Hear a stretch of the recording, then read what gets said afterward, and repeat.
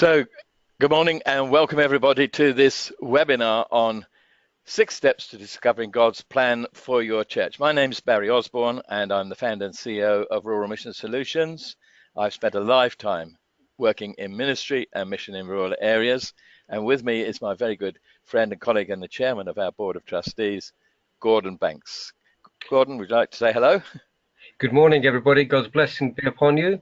I myself have also been engaged in rural mission and evangelism for something like 25 years, working with the church army in different parts around the world, Northumberland, Cornwall, Sussex, and latterly in Staffordshire.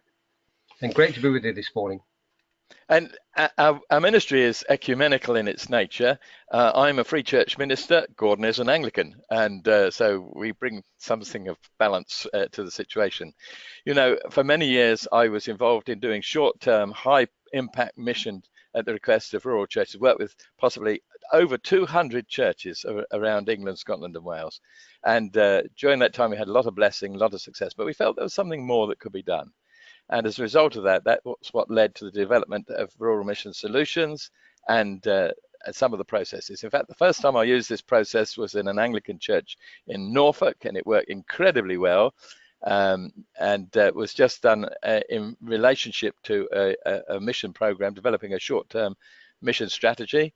And then I've used it in 2 rural churches where I've started with small numbers and seen it work really well. So hopefully it'll be helpful. It is only a brief introduction, so there's not much in the way of detail, but if you're interested in that, then you'll find there's a survey at the end, and that gives you an opportunity to indicate if you want to go into greater depth on any of the points we're talking about briefly today. It'd be nice to have a word of prayer. Gordon, lead us in a prayer, please.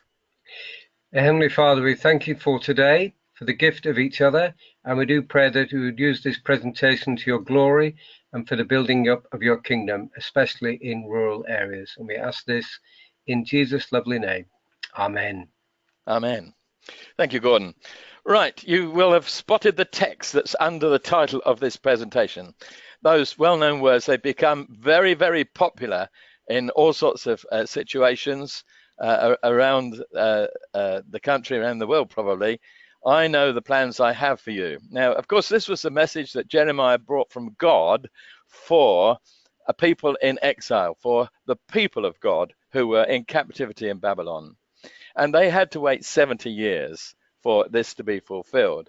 But God wanted to assure them that he had a plan for their life. They were his people, and they were his people for his purpose. And so he had plans for them. Now, I believe that we today, as the people of God, also, God has plans for us. And just as God also used different people in unfolding that plan in all sorts of ways, so also God uses different people today. So we're going to just have a very brief introduction to this concept, and we're going to start by showing you this cartoon picture that was drawn by one of my former colleagues, and I find it very exciting. Now, the boat is supposed to be a picture of your church or a church, and it's got a lot of people, a lot of things going on. There's a lot of enthusiasm there, lots of exciting things. Now, in the download that's available to you, it's entitled "If You Fail to Plan." Now, you know they're saying if you fail to plan, you plan to fail. And there's clearly no plan here. There's no cohesive, no shared understanding of what they're doing. So you've got people that are rowing in different directions. You've got people who are arguing over the rudder. You've got people who are just ignoring those things, but they're getting on and the choir is doing really well. Someone's painting and looking after fabric. But somebody's got fed up. The lack of progress, is it because it's tied to the past? Well, maybe that's one factor of many. One person's got fed up, jumped overboard and left the boat. And so many churches have people that could do something really helpful, but get fed up and leave the church because they get frustrated. And of course, there's always someone who wants to undermine everything that you're trying to do. And so that's going on. So you might like to think about who you are and where you fit in the picture, or where people are, and identify some of these issues. Quite a useful picture, and there is a download, some one of the 2 downloads that are available to you. Now, before I go into the 6 steps, let me just talk about biblical principles. Now, most Christians do believe that God has a distinct purpose for each person, that God uses each of us in a particular way. And Paul unpacks this in a very particular way in 1 Corinthians 12, where he speaks about the body of Christ and the gifts of the Holy Spirit. So these Bible passages that are mentioned here, you know, it says that all are important. No one's insignificant. No one's more important than another or less important than another. So they all have a part to play. Every member in the body is important. Now, if it's true that God has a distinct purpose for each individual, then it follows that in our local church, we are gathering, at least to some extent will be a gathering, depending on your tradition, of Christians with particular gifting, particular ministry. So if we can understand how these all fit together, we can discover what God's plan is for our church. And that's what this process is about. We want to say that mission is for the whole church, not just for those who are the keeners. I used to get phone calls from clergy asking whether we could come and do a mission for them because they had a few keen people that wanted to do something. And my response was always the same: I will come, but I don't want just to talk to the keeners. I want to talk to the whole church. So we tried to get everybody on board. Linked with this is the whole aspect of God's delegating of responsibility and autonomy. And there are two Bible passages. The Luke passage is about the parable of the minas, and the Luke one is the passage about the shrewd manager who used his autonomy to his own advantage. Now, I think that often we are asking God to do for us what he's asking us to do for him. And it isn't that he's not willing, it's that we're not willing. It's not that he's not able, it's often that we're not able. And we need to attend to ourselves if we want to process.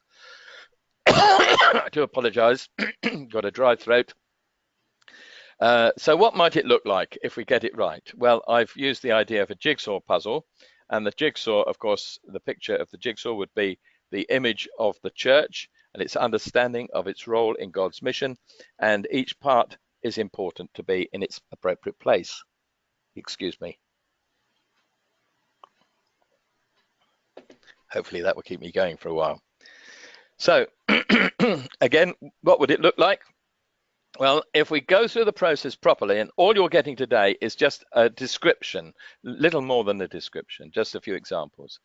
But if we get it right, then it will be a good fit. So many mission strategies that are presented perhaps through a diocese or through our denomination mission board or whatever, they're great ideas that work well in towns and cities, don't always work very well in rural situations. But if we go through the process, whether we're in an urban or a rural situation, it will always be a good fit, and it will always be a comfortable style. So really important, it's a good fit and a right style. That way people feel comfortable. You know, so often people talk, we're going to have mission on our agenda, and people just want to put on their tin hats and run for the door. But if we do it right, not only is it comfortable, it's fun. You know, mission isn't meant to be threatening and embarrassing. It's a joy to go with Jesus and share in his mission. So that's why the 6 steps are important. So here they are. We start with the scope of mission, then we're going to go to looking within, looking around, putting it together, generating strategies, and taking smart steps. Now, very often we might do this with a church, and if we're going to do it with a church, we might do it in one away day. Even that's quite a lot to get into one away day, or we might do a couple of away days. So you're well worth looking at these. We're just going to do this very quick explanation of the process. So let's start with step 1, the scope of mission. Now, somewhere, I think it was in the middle of the 1980s, the concepts of mission and evangelism became greatly confused, unhelpful.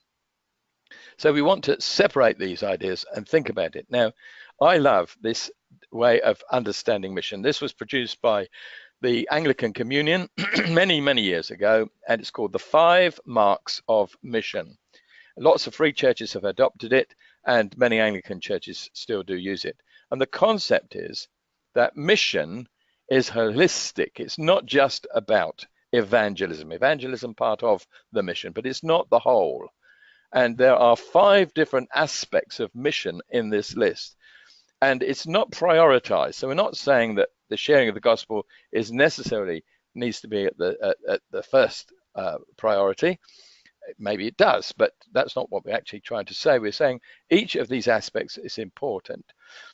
And it's not a picking list. It's not there to say, okay, we're involved in mission because we're very good at caring about human need in our community. We look after people who are sick and have problems in the village. Well, great, that's lovely. I'm glad you do it. But what about all the other aspects?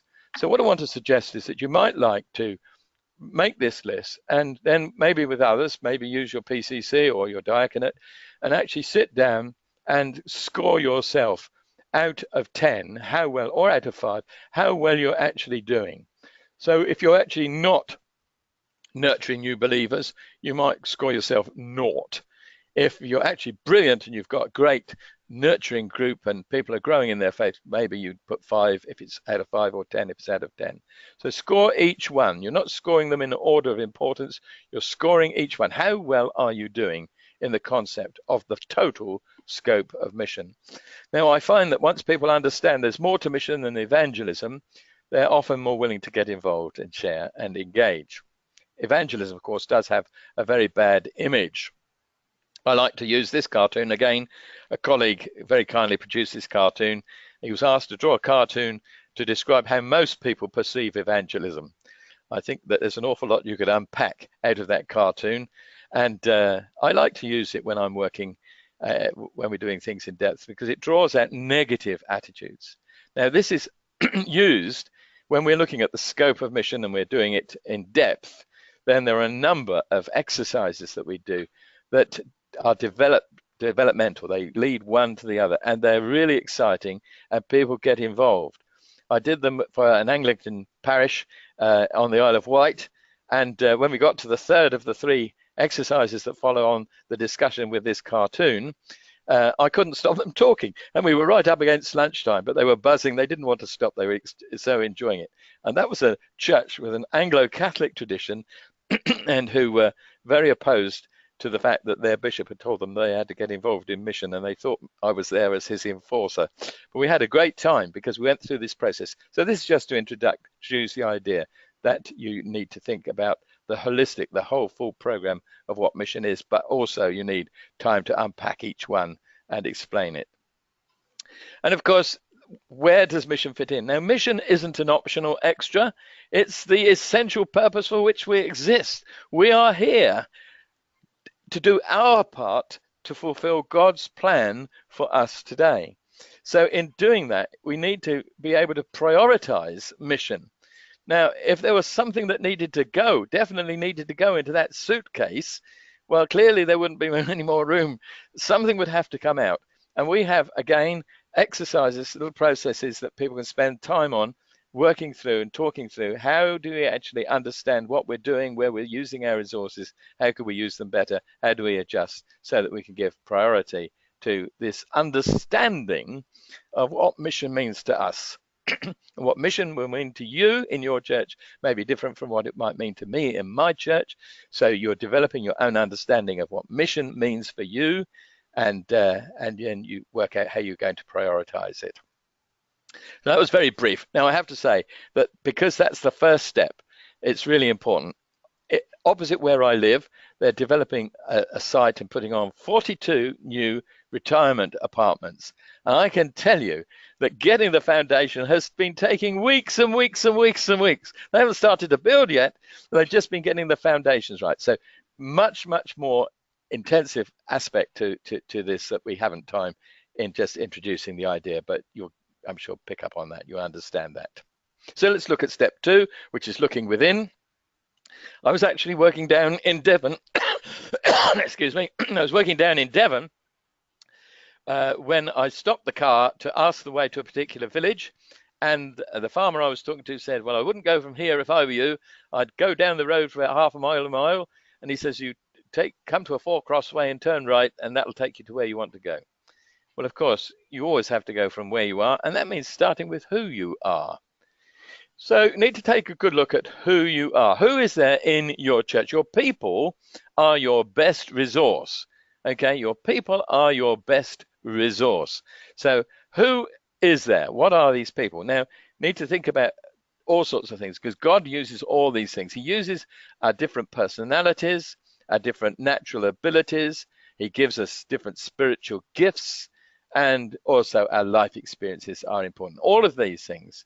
So spend time looking at these vital resources. Your people are your greatest resource.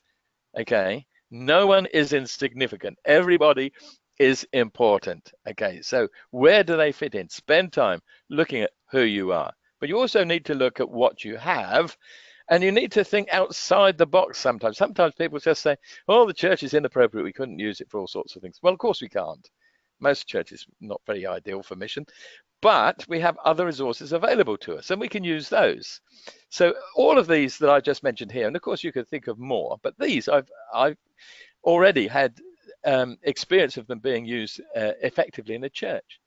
A church where I was a minister was surrounded by a farm, and we used the farm, and we had wonderful barbecues and all sorts of things that we were able to use the farm for a number of informal meetings, and we had all sorts of Lent meetings also on the farm. I know a church that uses a garden. So the vicar's garden is used at Easter time. They have a Good Friday communion in the garden. And the garden is designed just appropriately for Easter. Wonderful opportunity. Another situation in a village church that used to run a holiday Bible club. On the final Sunday, they had a great service, a family service on the Sunday morning. Then they went off to a house that had a big garden with a swimming pool, and they had a barbecue there. And this became an important part of the life of the church. You know, it's part of the life of the church. You know, it's not just all preaching, is it? I hope not. And so fellowship and all of these things developed in these processes. And how about this for an idea? Sorry. This is a wonderful idea, I think. One particular village uses a garden outbuilding to do a nativity scene each year. And so tremendous opportunity. What other resources have you got? Have a look around. Maybe the pub could be used. All sorts of places that you could be used. Don't be restricted with what you've got, and use who you are to maximum benefit to fit. Now, again, thinking about everybody has a part to play. I'm sure you recognize this picture. It's an illustration of the children of Israel on their journey through the wilderness, arriving at Rephidim, where the Amalekites attacked, starting at the back and picking off the ones that were stragglers first of all. Joshua leads the army against the Amalekites, but it's a tough job. And Moses goes up on the mountain, and if he raises the staff, which is a symbol of God's pastoral shepherding care for his people, they begin to succeed. But Moses' arms get tired, so he needs Aaron and Hur to help him. Everybody had a part to play. Not everybody has the same gifts. One man I know did an important piece of research. His name was Peter Wagner, and he did a major piece of research looking at evangelism. And he concluded that 1 Christian in 10 had the gift of an evangelist. Doesn't mean they're a Billy Graham or they're great platform speakers. Maybe just that they are able to talk about their faith and willing to share it with others. Now, if 1 person in 10 is in evangelism, I'm sure we're not recognizing that, and we need to do something about that and help that to develop. But we also need to think about the other 9. So where do they fit in? Do they fit into other aspects of those 5 marks of mission?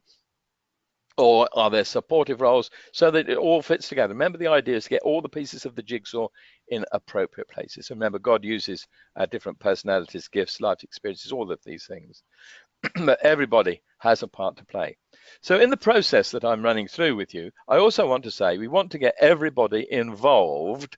Don't just do this with the PCC or diaconate or doing it on your own. Please get everybody involved in the different processes. Now, again, thinking about everybody having a part to play, I want to say something about this is really important.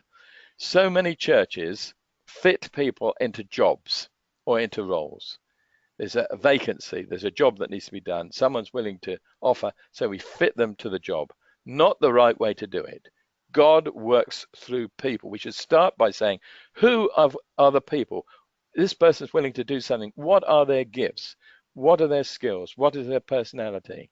What is their life experience? And how can that be used for the purpose, the overall purpose we've begun to discover for our church?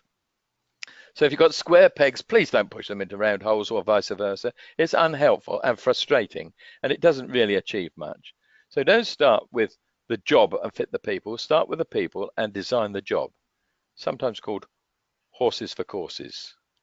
So you don't design the horse to fit the course. You design the course to fit the horse. Move on, step 3. You've done the looking within, now we're looking around.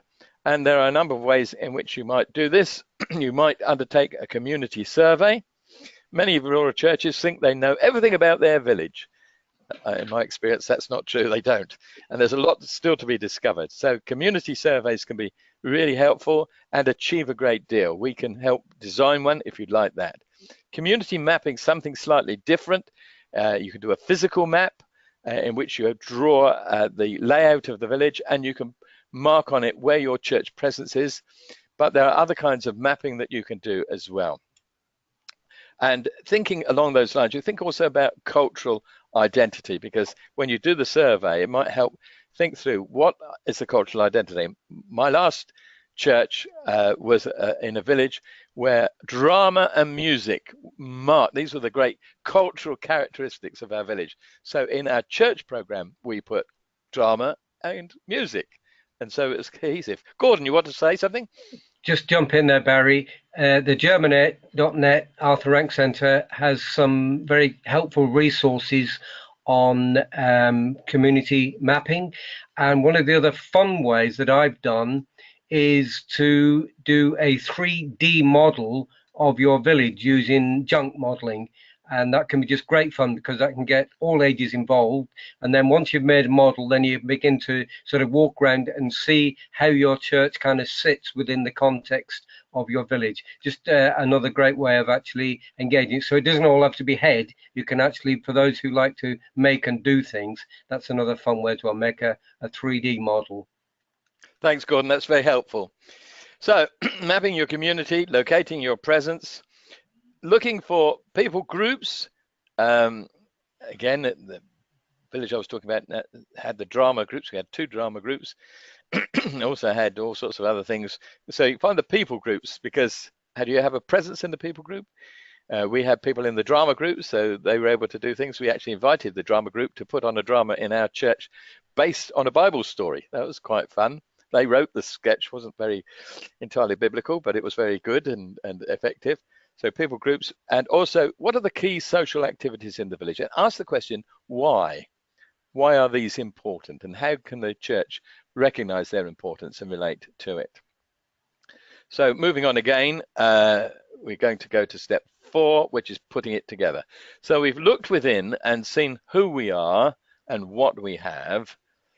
And we looked outside where we are, what it's like, where are their needs, where are the things that are missing within the community that we might be able to contribute. All that sort of thing will have been done. And if we get it right, we often find there's a surprisingly good fit.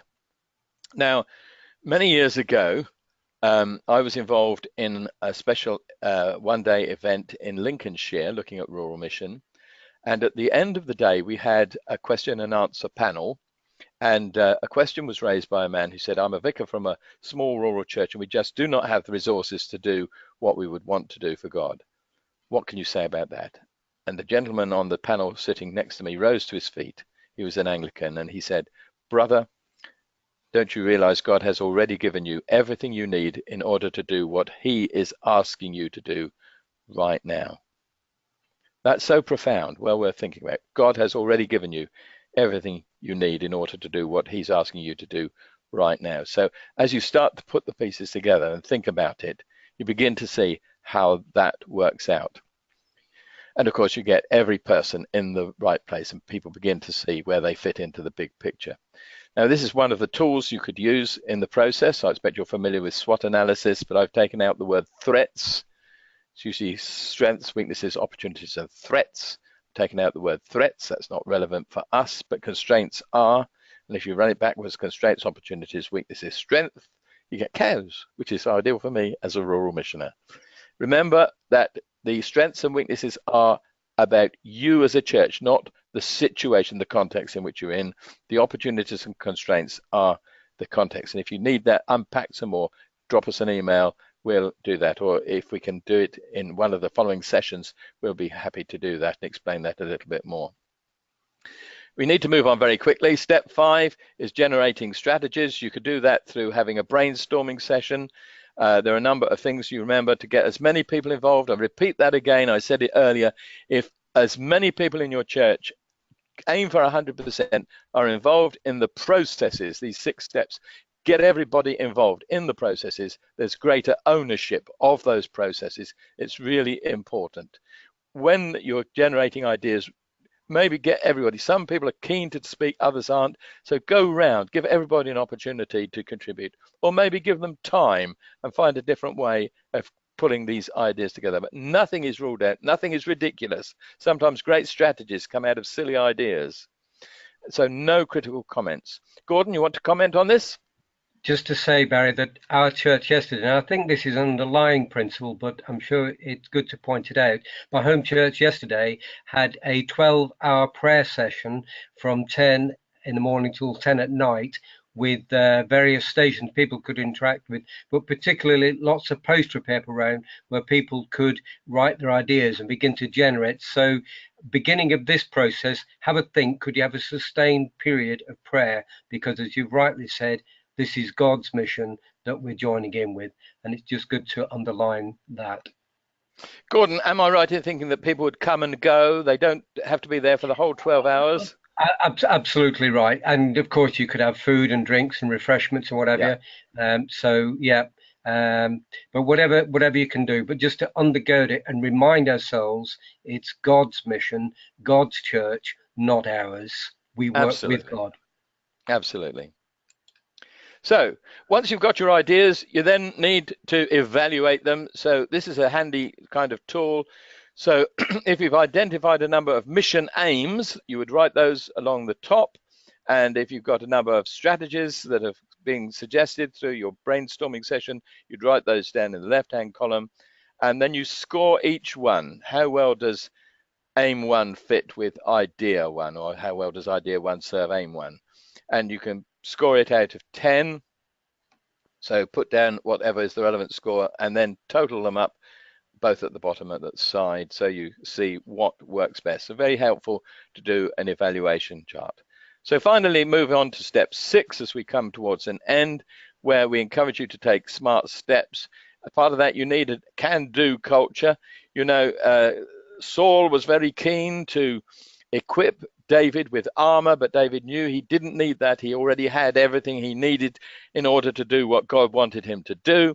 So he went with his sling and his stone and his useful fitness and his trust in God, and Goliath fell to the ground a stone heavier. So just be aware, you really need a can-do culture. God uses the weak, the small. There's lots of Bible illustrations you could draw on for that. And maybe by doing that over a period of time, you could build confidence in mission. A can-do culture in your village church. There are external resources you could draw on. If you're going to have an away day, you probably benefit from having an external facilitator. And if you've got people willing to do things, training may be needed. Now, we can help with facilitating away days. We can help with providing training. And one of the good things, if you find a church that's already done something similar and get them to come and share, preferably not the vicar, but ordinary people. I do apologize to the clergy here. Those sharing their stories is so much better. People relate to them. So finding that.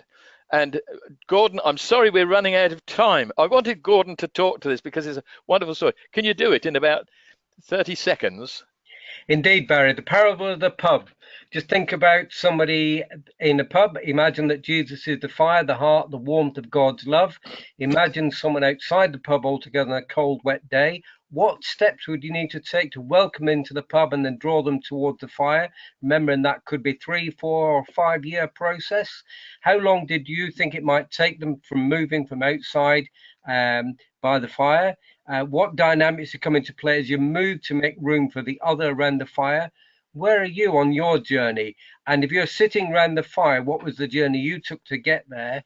And are you able to articulate it?